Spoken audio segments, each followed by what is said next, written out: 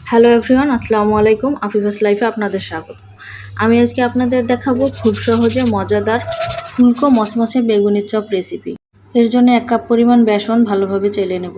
এবার এখানে দিয়ে নেব হাফ চা চামচ লবণ, 1 চিমটি হলুদ গুঁড়ো, হাফ চা চামচ মরিচ গুঁড়ো, হাফ চা চামচ গরম মশলা, হাফ চা চামচ কালো জিরা, 1 চামচ আদা রসুন বাটা।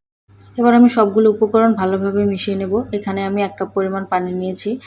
একবারেই সব পানি ঢালতে যাবেন না, ধীরে ধীরে পানি দিয়ে বেসনটাকে গুলিয়ে নেবেন।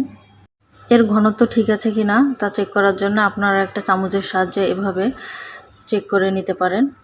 এখানে আমি আগে থেকে একটা বেগুন কেটে রেখেছি। বেগুনটাকে খুব বেশি মোটা বা খুব বেশি পাতলা করে নিতে যাবেন না।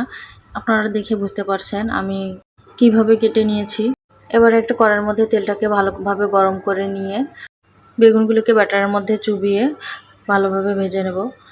খুব বেশি ভাজতে যাবেন না, নাহলে খেতে তেতো লাগবে। সুন্দর একটা লালচে ভাব চলে আসলেই উঠিয়ে নেবেন। সবগুলো ভেজে নেওয়া শেষ। এবার আপনারা দেখে নেন কতটুকু ফুলকো মুচমুচে হয়েছে।